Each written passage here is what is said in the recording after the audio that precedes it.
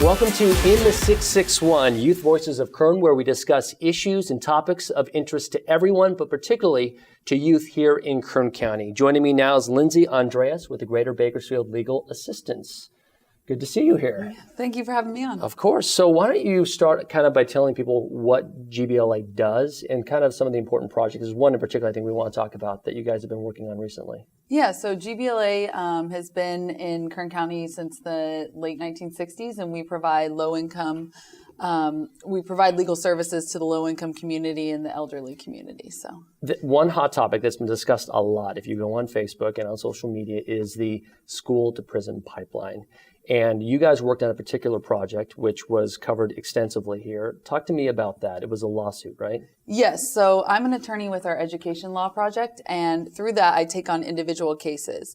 I represent students with expulsion hearings, suspensions, with bullying, those types of issues. And so we had received a number of individual cases that eventually led to us filing a lawsuit here in Kern County against the Kern High School District, dealing with their disproportionate student discipline of students of color.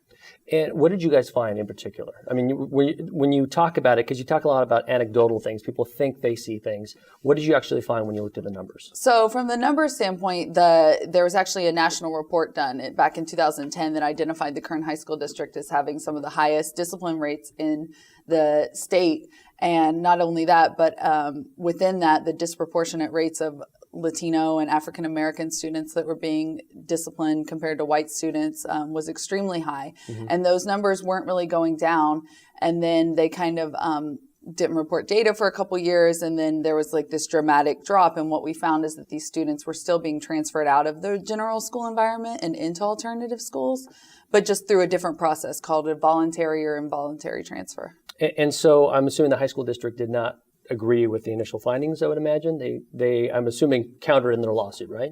Yes. They didn't disagree, or they didn't agree that from our standpoint that they weren't really taking any action to take care of this issue, to change this and make sure this didn't keep on occurring. Did they own up to the issue? Did they feel, though, instead perhaps that the suspensions were not disproportionate or that they were not targeting students of color in particular? That in particular, they felt that overall they needed to address their discipline issues, but not necessarily with respect to, particularly with respect to students of color. So when you hear that, then what do you think? I mean, if they're saying we're going to address the issue, but it doesn't matter, why do you think race matters in this particular case? I think race matters because even if you lower the numbers, if you still have, even if you make a dramatic drop and you're able to get suspensions to where, you're not kicking nearly as many kids out of school, but if you still have these disparities where 6 times as many African American students as white students are being kicked out of school, then you have a greater issue that you need to look into to find out if there's cultural issues within the district, what's going on there, and you need to address that. And so what is the end result of in your mind, policies or procedures that were not being addressed? What is the end result? Is it because when we talk about the school to prison pipeline, when we have these kids that are kind of in these cycles, in your mind, it puts them on a pathway to not being successful in life? Yeah, I mean, it basically, whenever a student's expelled or not able to go to school, then they're on the streets and they're not able to maybe graduate or to have those opportunities. So you see them, heading on that pipeline to prison instead. And so we really want to keep kids in school, get them educated, and that was kind of the actions behind that. And they're also talking about the way they do discipline, right? I mean, it's not an immediate, because we talk about this as a society nowadays, is rehabilitation of people that have committed crimes versus putting them in a punitive situation where later on they may not get back into society. So in your mind, they needed to change the way they were addressing the problems too, right? Yeah, and really there are a lot of research-backed alternatives to student discipline that weren't really being tried or implemented by the district, and now they are, but to some extent. And so that's where we really wanted to push on some of those. There's the research out there showing that this kind of stuff can make a big difference. What about those who push back, though? I mean, you see it a lot on Facebook and on social media who are like, you know what, kids these days, it's a conversation that's happening right now around the school shooting. It's not a gun issue. It's a respect issue. We've got kids that are not learning respect in the home, that it's a culture of disrespect, that if we don't kind of push back hard on these kids, then it's going to create a culture where they don't respect and there is no respect with people.